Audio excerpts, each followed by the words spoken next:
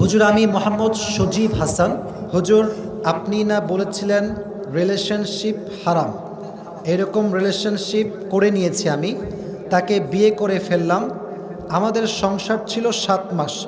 সে হঠাৎ করে আমাকে রেখে চলে গেল। আমার কি কমতি ছিল? টাকা পয়সা, গাড়ি বাড়ি, ভালোবাসা কোনো দিক দিয়ে আমার কম ছিল না। তাহলে কেন সে আমাকে রেখে অন্যের সাথে সংসার করছে? আপনার কথা মতো হারাম রিলেশনশিপ হালাল করে নিচ্ছি, তাহলে সে কেন আমাকে ছেড়ে চলে গেল?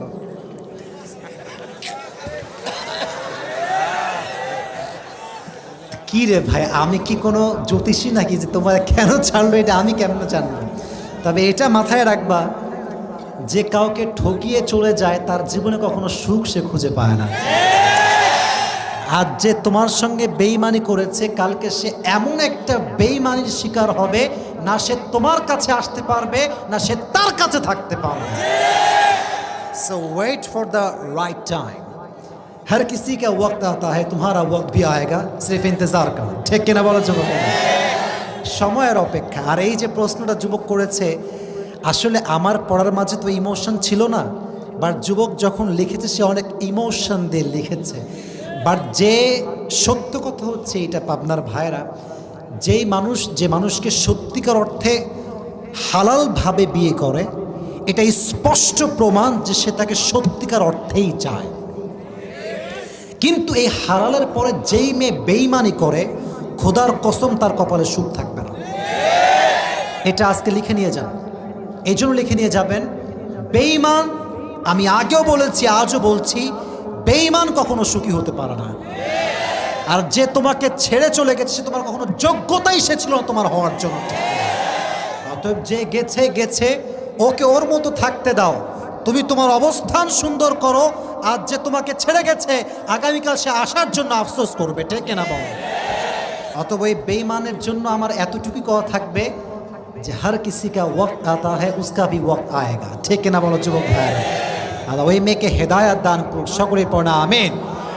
আর একটা বিষয় আমি সবাইকে বলছি, দেখো আজকালকার ভালোবাসাটা টাকা ছাড়া টিকে না। যেই মেয়ে স্বামীর সঙ্গে বেইমানি করে ডিভোর্স নিয়ে চলে যায়, তার আগত স্বামী যে ভালো হবে এর কোনো গ্যারান্টি তার কাছে নাই।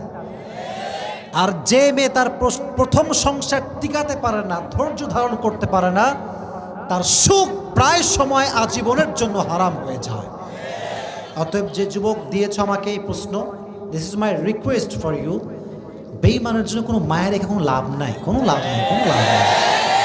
বেইমানরে বেইমানের মতো থাকতে দাও। তুমি এমন একটা পর্যায়ে পৌঁছাও যেন প্রত্যেকটা মেয়ের হালাল স্বপ্নের জায়গায় তুমি পৌঁছে যাও। ঠিক না?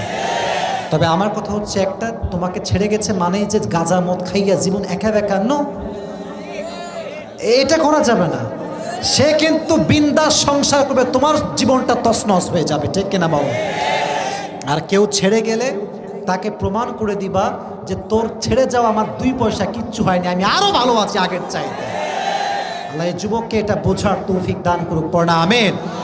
আর মাথায় রাখবা, যখনই জীবন থেকে কেউ হারিয়ে যাবে, এর অর্থ হচ্ছে আল্লাহ তোমার জন্য এর চাইতে বেটার অপশন, সুন্দর অপশন রেডি করে রেখেছে। আর যে চলে গেছে তোমাকে রেখে, তাকে একটা সালাম দিয়ে দিও যে তুই গেছিস, আল্লাহর শুকরিয়া, 2 রাকাত নামাজ আমি আজকে স্টিল আদায় করবো আজকে।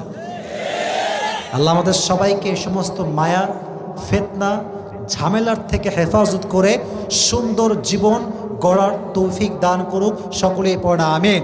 আর আমি যুবকদেরকে আসিফের পক্ষ থেকে একটা আবদার করব, জীবনে জীবনে জীবনে হালালভাবে এত টাকা কামাই করবা হালালভাবে, যেন তোমাকে বাদ দিয়ে কোনো মেয়ে কোনো অন্য অপশন চিন্তাও করতে না পারে। হালালভাবে কামাই করবা।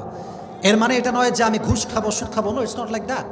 হালালভাবে টাকা কামাই করবা, তোমার বউ তোমার থাকবে, তোমার আল্লাহও তোমার থাকবে। ঠিক কিনা যুবক ভাইরা?